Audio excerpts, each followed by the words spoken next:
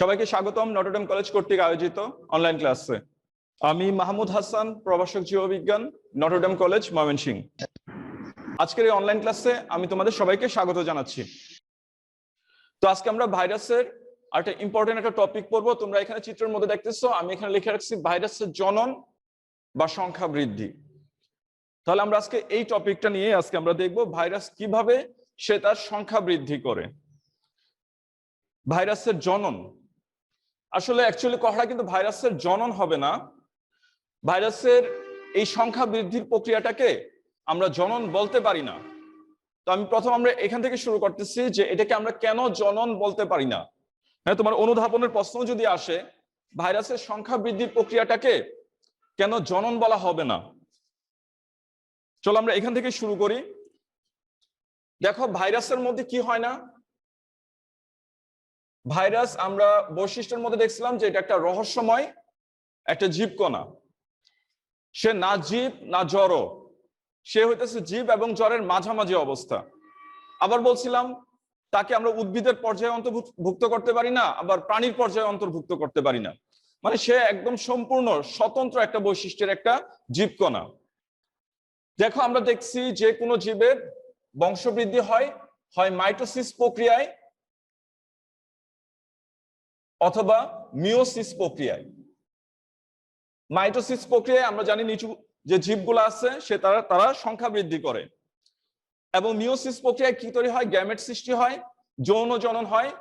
হ্যাঁ, দুইটা কোষ একীভূত হয়ে গ্যামেট সৃষ্টি হয়, এখান থেকে নতুন বহুকোষী জীবের সৃষ্টি হয়। কিন্তু ওদের মধ্যে আমরা দেখতেছি না হইতেছে মাইটোসিস না হইতেছে মিওসিস, দুইটার একটাও হইতেছে না। এই জন্যই তাকে আমরা তার জনন না বলে কি বলবো, সংখ্যা বৃদ্ধি বলবো, সংখ্যা বৃদ্ধি বলবো। তাহলে আমরা একটা পয়েন্ট পাইছি যে তার মধ্যে মিওসিস মাইটোসিস কোনোটাই হয় না, এই জন্য তাদেরকে আমরা সংখ্যা বৃদ্ধি বলতে পারবো না। আবার দেখো আমরা বলতে পারি যে ভাইরাসের মধ্যে আমরা এভাবে বলতে পারি যে সে কোনো পূর্বতন কোষ থেকে সৃষ্টি হয় না।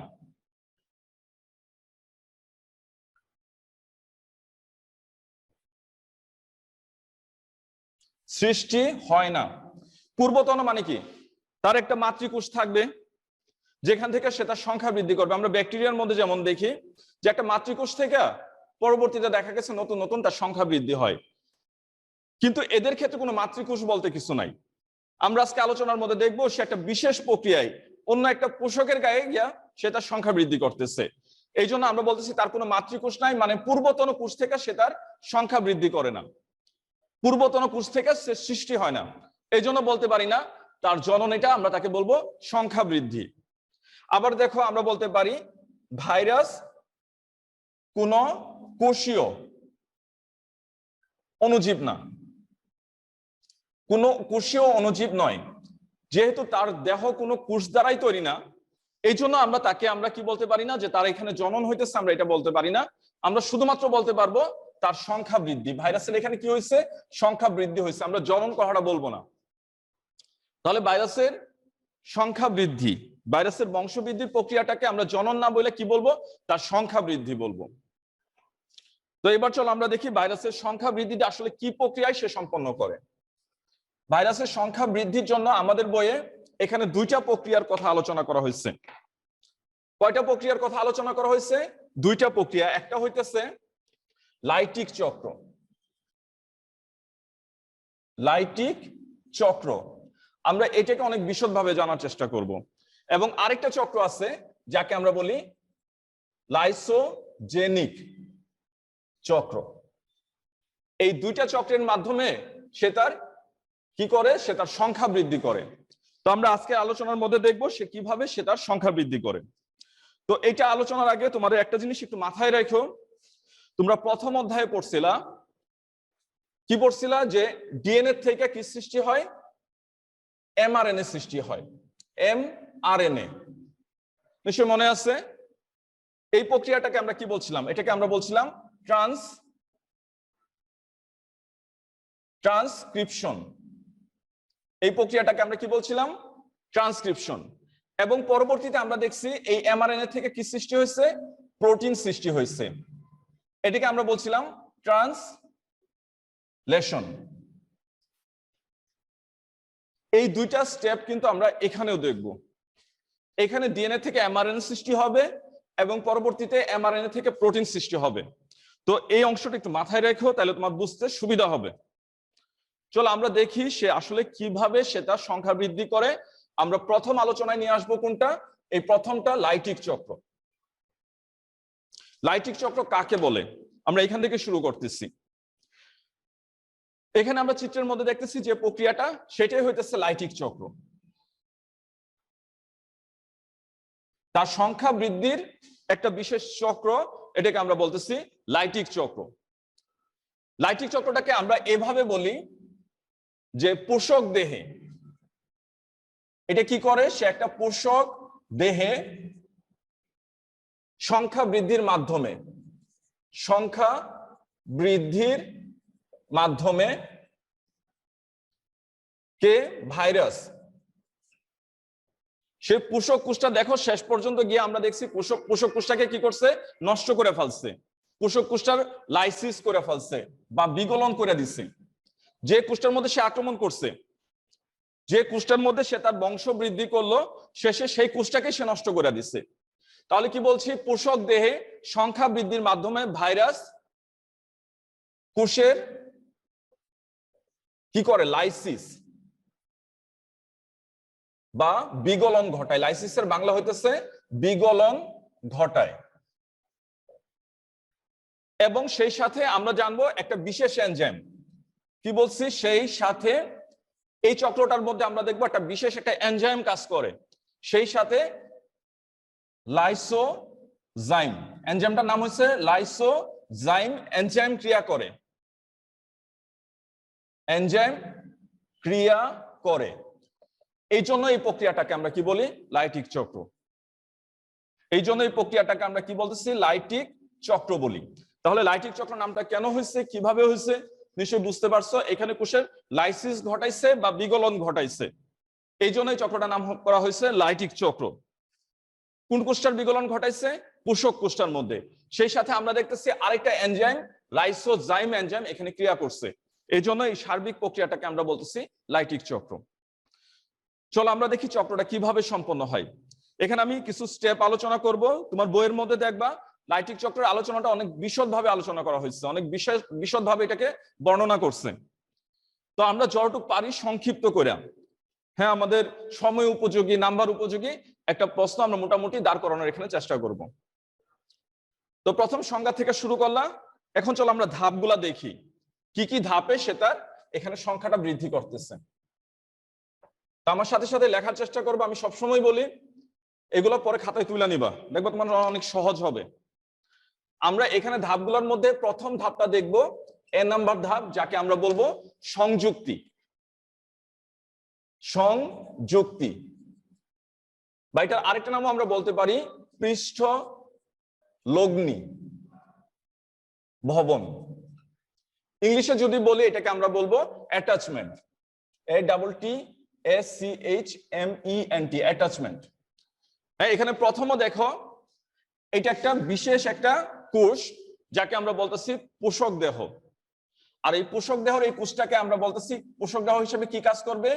ইচেরাইশিয়া কোলাই, COLI, ইচেরাইশিয়া কোলাই ব্যাকটেরিয়া কাজ করবে।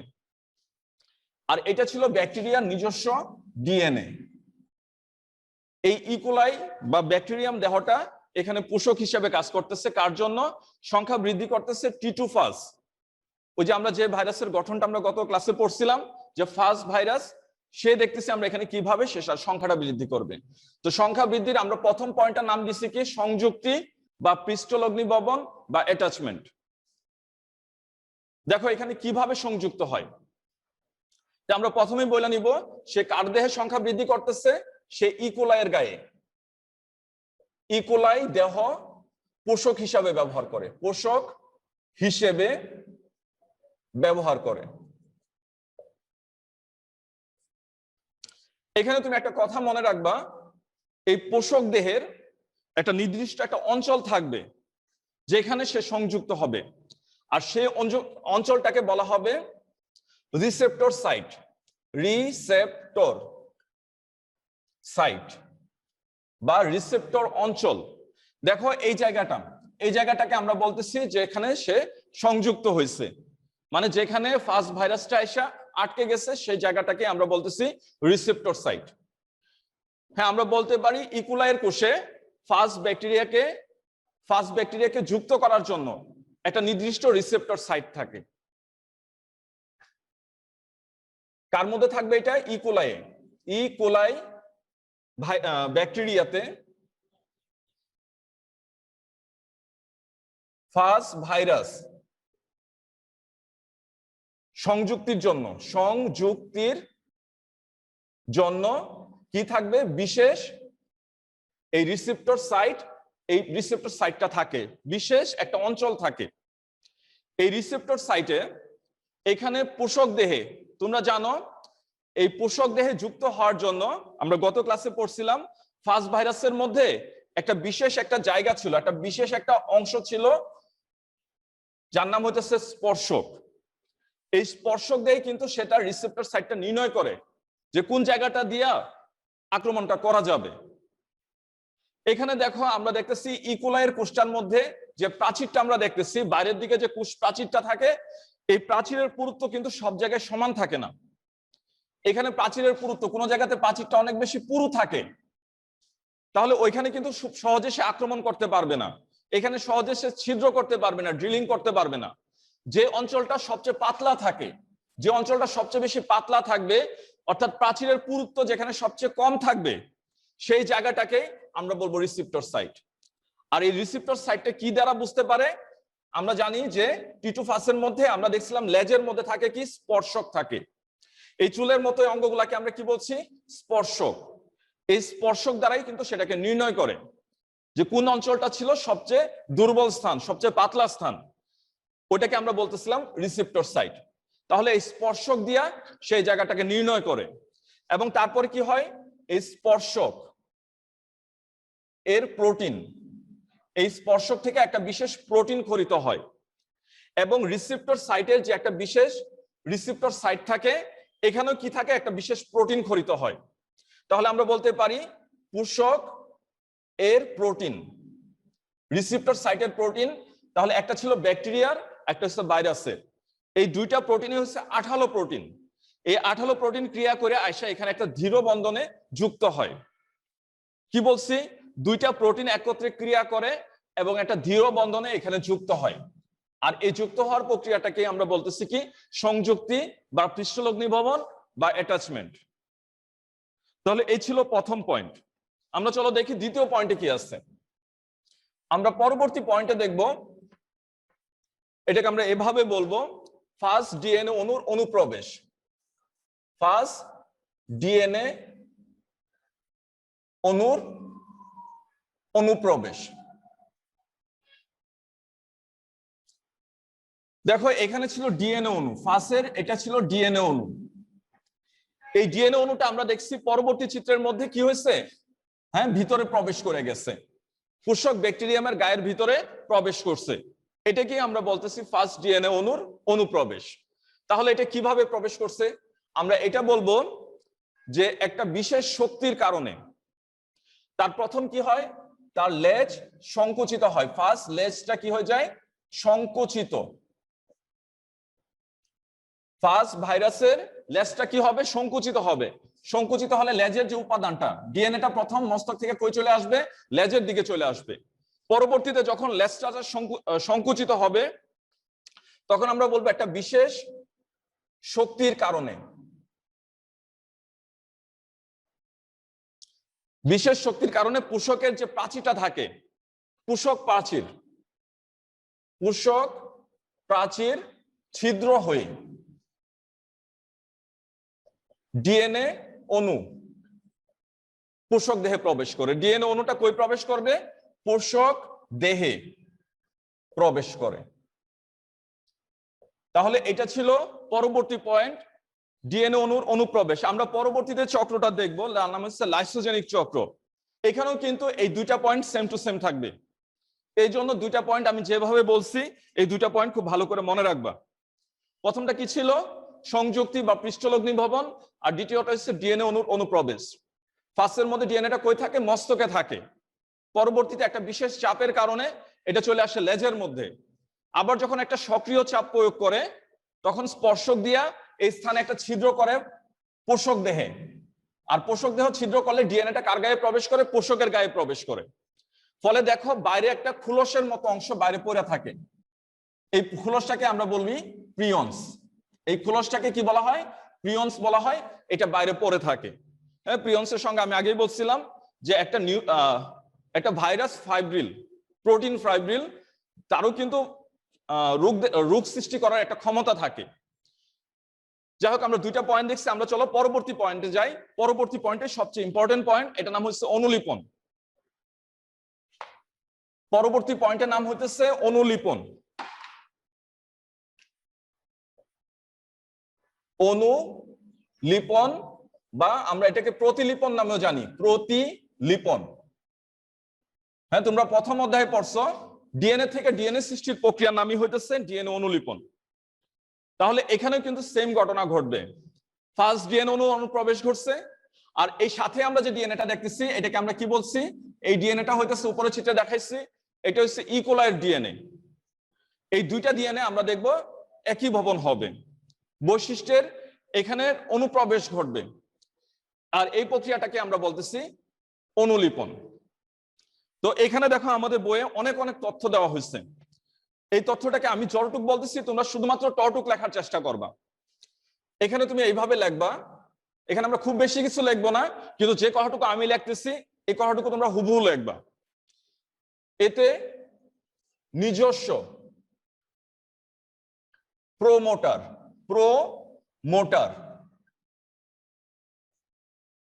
ব্যবহার করে, নিজস্ব প্রোমোটার ব্যবহার করে। তোমরা ওই ডিএনএ থেকে আরএনএ সৃষ্টির সময় এই প্রোমোটার শব্দটা পাইছো। ডিএনএ থেকে আরএনএ সৃষ্টি হয় অর্থাৎ ট্রান্সক্রিপশনের সময় আমরা এই প্রোমোটার শব্দটা পাইছি। তাহলে এই প্রোমোটারটা কার গায়ে থাকে? এটা পোষকের গায়ে থাকে। এখানে নিজস্ব প্রোমোটার ব্যবহার করে ফার্স্ট ডিএনএ কি করে? এমআরএনএ তৈরি করে। ফার্স্ট ডিএনএ কি করে? এমআরএনএ তৈরি করে। তাহলে এইভাবে ডিএনএ থেকে কি করে? মাঝখানে একটা আরএনএ সৃষ্টি করে। তাহলে আমরা এখানে চিত্র দেখতে পারি যে ডিএনএর ভিতরে কি তৈরি হয়েছে? একটা আরএনএ সৃষ্টি হয়েছে। আর এখানে এই প্রোমোটার ব্যবহার করে এমআরএনএ তৈরি করে। আর এই সময় ব্যবহৃত হয় একটা বিশেষ এনজাইম যার নাম হচ্ছে আরএনএ পলিমারেজ এনজাইম এখানে ব্যবহৃত হবে। আর পরবর্তীতে আমরা দেখব এখানে আমাদের হাতে কি আছে? এমআরএনএ আছে। এটা তৈরি হয়েছে ডিএনএ থেকে। পোষকের গায়ের মধ্যে আরেকটা আরএনএ থাকে যার নাম হচ্ছে টিআরএনএ।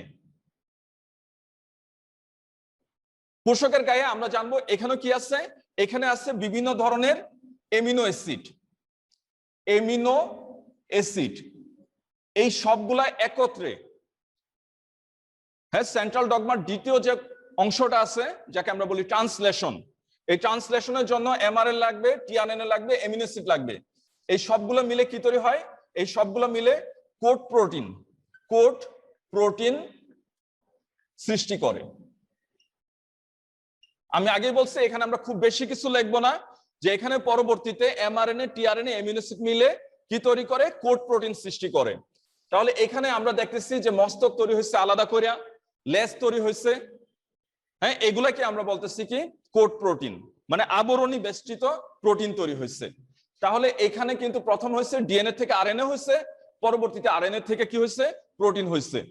তো আমরা জানি আরএনএ থেকে প্রোটিন হয় একটা বিশেষ কোষীয় অঙ্গাণু। এই অঙ্গাণুর নাম হচ্ছে রাইবোসোম। এই রাইবোসোমের মধ্যে এমিনো অ্যাসিড গুলা যুক্ত হইতে হইতে এইভাবে কি তৈরি করে? এইভাবে এক ধরনের বিশেষ প্রোটিন তৈরি করে।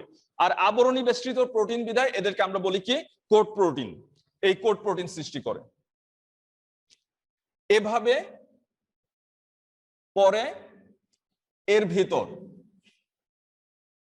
এই কোড প্রোটিনের ভিতরে কি করে? ডিএনএ অণু প্রবেশ করে। এই কোড প্রোটিনের মধ্যে আমরা জানবো এই মস্তকের ভিতরে সাধারণত কি প্রবেশ করবে? ডিএনএ প্রবেশ করবে। তাহলে এটাই ছিল তার আরেকটা পয়েন্ট, যার নাম হচ্ছে অনুলিপন, সবচেয়ে ইম্পর্টেন্ট পয়েন্ট। এই পয়েন্টে আমাদের বইয়ের যে তথ্যগুলো আছে, এই তথ্যগুলো দিয়ে, এই আলোচনা দিয়ে, বইয়ের আলোচনা দিয়ে বোঝা যায় না। তো এখানে তুমি খুব বেশি লাগবে না, এই 2-3টা লাইন লেখার চেষ্টা করবা, যে নিজস্ব প্রমোটার থাকবে, যার মধ্যে আমরা দেখবো ডিএনএ থেকে এমআরএনএ তৈরি হবে, তার পরবর্তীতে এমআরএনএ, টিআরএনএ, এমিনো অ্যাসিড, এবং আরেকটা জিনিস কি লাগবে, রাইবোসোম। এই রাইবোসোম এরা একত্রে ক্রিয়া করে তৈরি করবে কোড প্রোটিন, এবং পরবর্তীতে একটা সময় এই কোড প্রোটিনের ভিতরে, বিশেষ করে মস্তকের ভিতরে, এই ডিএনএ অণুটা প্রবেশ করবে। তাহলে এটা ছিল তৃতীয় ধাপ, অনুলিপন বা প্রতিলিপন। আমরা পরবর্তী যে ধাপটা দেখব, এটাকে আমরা এভাবে লিখবো, হেডলাইন লিখবো, দেহের বিভিন্ন অংশ একত্রিত হওয়া। পরবর্তী পয়েন্টটা আমরা এভাবে লিখবো, দেহের বিভিন্ন অংশ একত্রিত হওয়া। দেখো আমরা এখানে আলাদা আলাদা করে দেখছি, কি তৈরি হচ্ছে, মস্তক তৈরি হচ্ছে। মস্তকের নিচে কি থাকে, মস্তকের নিচে থাকে আমরা জানি কলার থাকে, তারপরে নিচে লেজ থাকে, লেজের শেষের প্রান্তে আমরা দেখছি কি থাকে, লাঙ্গলের ফলার মতো একটা অংশ থাকে, যাকে বলা হয় বেস প্লেট, এবং এই বেস প্লেটের সাথে আলাদা করে যুক্ত হয় স্পর্শক, এবং নিচের দিকে তৈরি হয় স্পাইক। এই যে অংশগুলা, এই অংশগুলা সবগুলা কিন্তু পৃথক পৃথক ভাবে তৈরি হয়েছে। তাহলে এই চিত্রের মধ্যে দেখো আমরা এখানে দেখতেছি আলাদা আলাদা করে মস্তক তৈরি হয়েছে ওই কোড প্রোটিন গুলা দিয়া, তারপরে লেজ তৈরি হয়েছে, বেস প্লেট তৈরি হয়েছে, স্পাইক তৈরি হয়েছে। এইভাবে বিভিন্ন অংশ যে আলাদা আলাদা তৈরি হয়েছে, এরা কি হবে, পরবর্তীতে একত্রিত হবে। তাহলে আমরা এইভাবে বলবো যে পৃথকভাবে তৈরি হওয়া। কি কি তৈরি হয়েছিল, মস্তক, ফার্স্ট ভাইরাসের মস্তক তৈরি হয়েছে, লেজ তৈরি হয়েছে, বেস প্লেট, স্পর্শক, আর এটা কি ছিল, স্পাইক। একত্রিত হয় এটাকে আমরা বলতেছি বিভিন্ন অংশ একত্রিত হওয়া।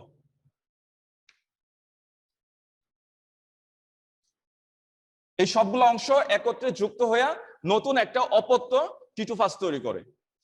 শেষে যে পয়েন্ট, নতুন ভাইরাসের অবমুক্তি, লাস্ট পয়েন্ট আমরা বলবো যে নতুন ভাইরাস এর অবমুক্তি। দেখো প্রক্রিয়াটা সম্পন্ন হইতে খুব বেশি সময় লাগে না, এখানে টোটাল ঘটনাটা সম্পন্ন হইতে 30 মিনিটের মতো সময় লাগে। তাহলে আমরা বলতে পারবো যে 30 মিনিটে একটা পোষক দেহের মধ্যে প্রায় 300টি নতুন অপত্য কি তৈরি করে, ফার্স্ট ভাইরাস সৃষ্টি হয়।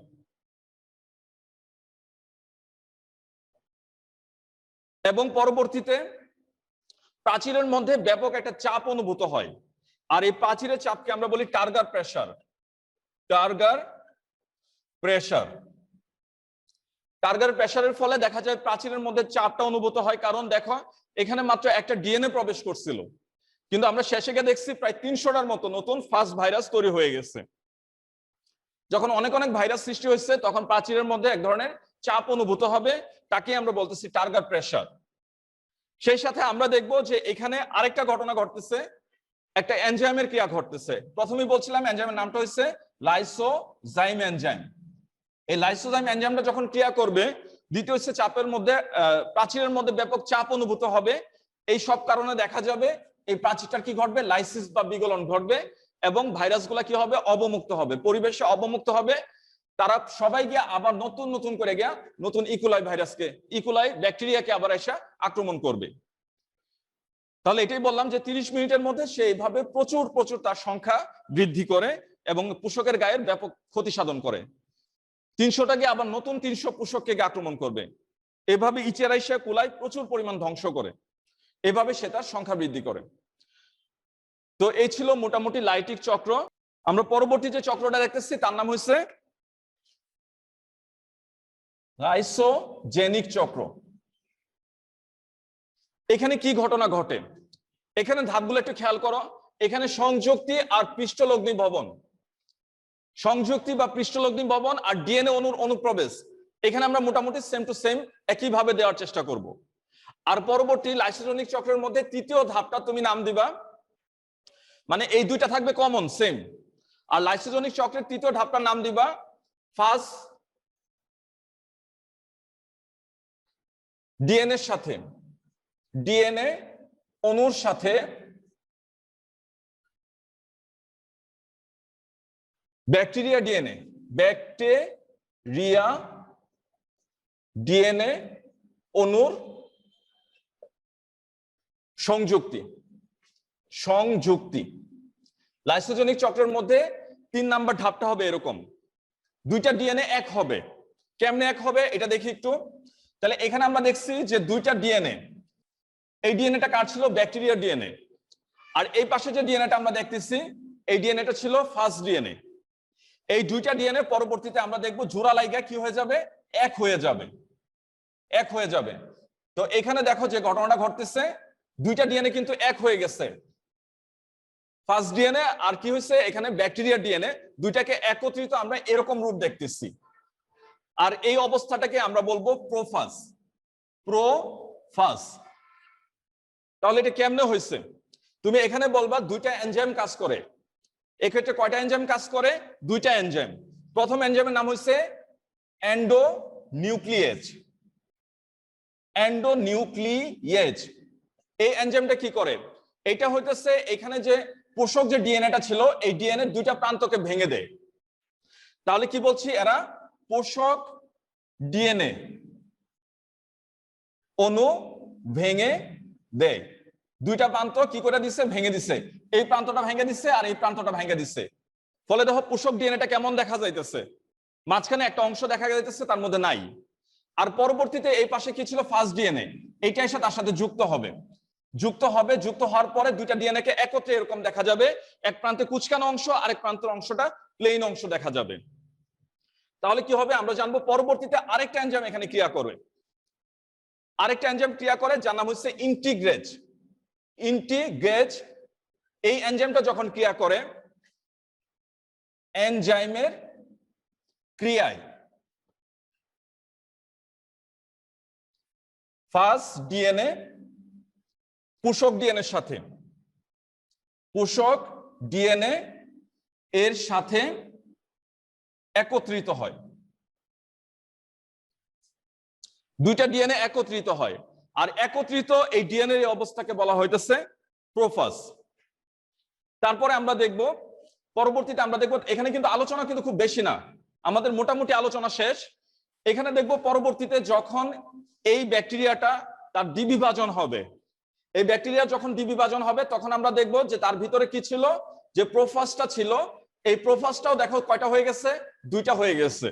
যখন সে তার সংখ্যা বৃদ্ধি করবে এই প্রোফাজটাও কি করবে? সাথে সাথে সংখ্যা বৃদ্ধি করবে। এভাবে দেখা যায় প্রোফাজটা কি থাকে? সুপ্ত থাকে। এভাবে বছরের পর বছর, সময়ের পর সময় এই প্রোফাজটা কি থাকে? সুপ্ত থাকে। কিন্তু যখন তার দরকার লাগবে, যখন তার দরকার লাগবে তখন আমরা দেখব কি হবে? তার ভিতরে সে আগের মতো একটা বিশেষ একটা সময়, বিশেষ একটা পর্যায়ে আমরা দেখব তার ভিতরে আলাদা আলাদা করে এইভাবে ফুড প্রোটিন গুলার সৃষ্টি হবে। একটা বিশেষ পর্যায়ে, একটা বিশেষ সময় পরে তার ভিতরে এরকম কোড প্রোটিন গুলা সৃষ্টি হবে, অর্থাৎ মস্তক সৃষ্টি হবে আগের মতো, হ্যাঁ, লেজ সৃষ্টি হবে, বেস প্লেট সৃষ্টি হবে। এগুলা সৃষ্টি হয়ে পরবর্তীতে একত্রিত হয়ে কোষের লাইসিস বা বিগলন ঘটাবে। এভাবে একটা সময় পরে দেখা যায় তারও এখানে কি হয়? তারও সংখ্যা বৃদ্ধি হয়। তাহলে এটাকে আমরা বলতেছি লাইসোজেনিক চক্র। তো লাইটিক চক্রের সাথে লাইসোজেনিক চক্রের কিন্তু এই প্রথম দুইটা স্টেপে কিন্তু মিল আছে, সংযুক্তি আর ডিএনএ অণুর অনুপ্রবেশ, এই দুইটা পয়েন্ট কিন্তু সেম, একই রকমের। কিন্তু পরবর্তীতে আমরা দেখছি এখানে পরবর্তীতে তার একটা বিশেষ চেঞ্জ হয়েছে, ডিএনএটা একত্রিত হয়ে নতুন প্রোফাজ তৈরি করছে, তারপরে কি হচ্ছে? তার সংখ্যা বৃদ্ধি করছে এবং একটা সময় গিয়ে সেটা কোষের লাইসিস বা বিগলন ঘটাইছে। তাহলে তোমরা এইভাবে এই আলোচনাটা নিয়ে আসবা।